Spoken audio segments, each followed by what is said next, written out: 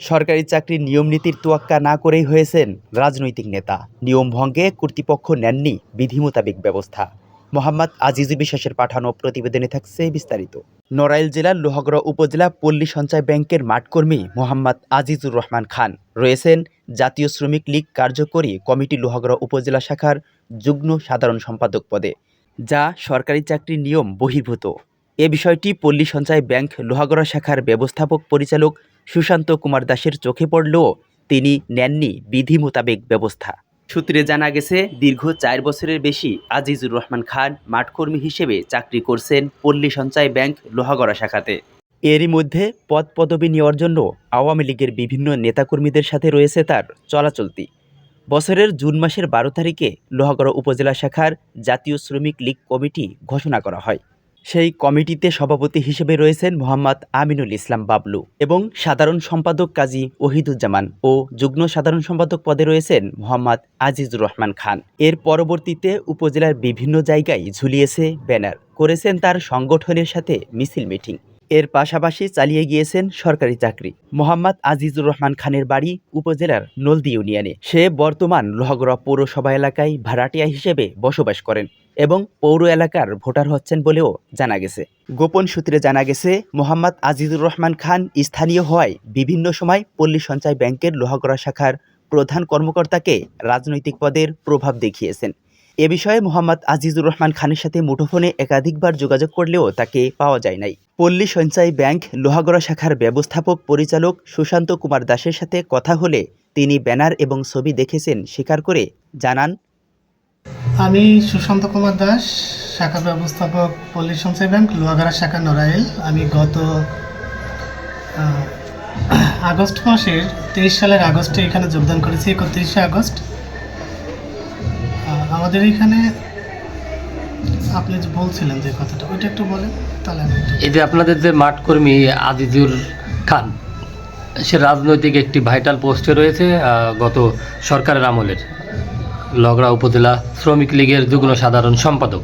এখন আপনার এই পল্লী সঞ্চয় ব্যাংক অথবা সরকারি একটি প্রতিষ্ঠানে চাকরি করা অবস্থাতে এরকম কোনো রাজনৈতিক দলের সাথে জড়ানো যায় কিনা? আসলে আমাদের পল্লী সঞ্চয় ব্যাংকের একটা প্রবিধানমালা আছে। এই প্রবিধানমালায় এখানে উল্লেখ করা আছে যে যারা চাকরি করবে তারা রাজনৈতিক প্রেক্ষাপটের সঙ্গে জড়িত থাকতে পারবে না। এখন যেহেতু এই বিষয়টা আমি শুনেছি, এটা হচ্ছে জুন মাসের ঘটনা, আর সরকার পরিবর্তন হওয়ার পরে থেকে কমিটির কার্যক্রমটা সচল আছে কিনা এটা আমার জানা নেই। তবে বিষয়টা হলো যে পূর্বে থেকে যেহেতু আমার এই বিষয়টা আমাকে অবগত করা হয়নি, বর্তমানে এটা অবগত করা হয়েছে এবং আমি মনে করি যে ডিপার্টমেন্ট প্রধান হিসেবে সে যদি রাজনৈতিক প্রেক্ষাপটে জড়িয়ে যায় বা রাজনৈতিক কোনো দলের সঙ্গে জড়ায়, তাহলে সেটা নিয়মতান্ত্রিক অর্থাৎ প্রবিধানমালার আলোকে তার বিরুদ্ধে ব্যবস্থা গ্রহণ করা হবে। আমরা তো দেখেছিলাম যে উপজেলার সামনে এসে বিভিন্ন ধরনের ব্যানার এরকম করেছিল এই যে আজিজুর খানের। তো এই বিষয়টা কি আপনারা আসলে দেখেছিলেন অথবা চোখে পড়েছিল? আসলে আজিজুর রহমান খান উনি একটা ব্যানারে লিপিবদ্ধ করেছিলেন যেখানে ওনার ছবি ছিলেন, এটা আমরা দেখেছি। দেখে কি ব্যবস্থা নিলেন আপনারা? আসলে আমরা যেহেতু জুন মাসের ঘটনা, জুন মাসের প্রেক্ষাপট, আমরা জুন ক্লোজিং নিয়ে ব্যস্ত ছিলাম, আমরা ওই সময় এটা করতে পারিনি। জুলাই মাসটাও গিয়েছে এবং আগস্টের পর সরকার পরিবর্তনের পরে আমি যেহেতু সরকার পরিবর্তন হয়েছে, বর্তমানে কমিটি সচল আছে কিনা আমি জানা নাই। আর যেহেতু নিয়মতান্ত্রিকভাবে আমি এই সম্পর্কে জানি না, আর আমি বিষয়টা নিয়ে ওইভাবে কোনো তার বিরুদ্ধে কোনো ব্যবস্থা গ্রহণ। তো আপনি যেটা বললেন যে সে মৌখিকভাবে আপনি তাকে অবগত করলেন, অথবা সাবেক যে এমডি মহোদয় ছিলেন এই পল্লী সঞ্চয় ব্যাংকের, তার নামও সে ব্যবহার করছে অথবা রেফারেন্স দিয়েছে, এই বিষয়টা আসলে কি? আসলে বিষয়টা হলো যে যেহেতু আমাদের উপজেলার সামনে একটা ব্যানারে তার ছবিগুলো ছিল, এটা শুধু আমি না, এটা সবাই দেখেছে এখানে উপজেলার যত মানুষ, এবং আমার যারা সহকর্মীরা ছিল তারাও কিন্তু তাকে বলছে, আমিও বলেছিলাম।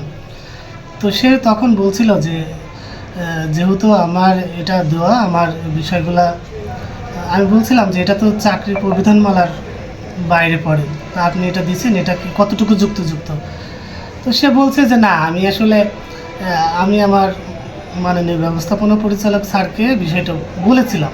তা আসলে কতটুকু বলেছিলাম আমি জানি না, যেহেতু জুনের ঘটনা, পরে আগস্ট মাসে সরকার পরিবর্তন হয়েছে, পরবর্তীতে এটা এমডি মহোদয় কি আসলে এরকম বিষয়ে আপনাকে কোনো কিছু ইনফর্ম করছিল কিনা? এমডি স্যার আসলে আমাকে কোনো কিছু আপনি কি বলেনি। তাৎকালীন সময়ে কোনো চাপ অথবা আপনার ডিপার্টমেন্টালি যে ব্যবস্থা আছে অফিস নিয়মে এরকম কোনো ব্যবস্থা নিয়েছিলেন কিনা তার বিরুদ্ধে? আসলে বিষয়টা হলো যে আমার এখানে যেসব সহকর্মীরা আছে সবাই হচ্ছে স্থানীয়, এরা প্রত্যেকটা ইউনিয়নে এদের বাড়ি, এরা ইউনিয়ন থেকে এরা উপজেলায় এদের পোস্টিং, এরা রাজনৈতিক দলের সঙ্গে যদি জড়িত থাকে সেটা কিন্তু আমাদের সহজে চোখে পড়ার কথা না, যেহেতু উপজেলার প্রাণ কেন্দ্র অর্থাৎ গেটের সামনে এটা ছিল, এটাকে এটা চোখে পড়েছে, তখন আমি তাকে মৌখিকভাবে নিষেধ করেছিলাম। কিন্তু এরপরে কি সে কি কোনো সময় যে আমি এই দলের থেকে অব্যাহতি নিয়েছি অথবা এরকম ধরনের কোনো বিষয় আপনাকে অবগত করছিল না, কোনো?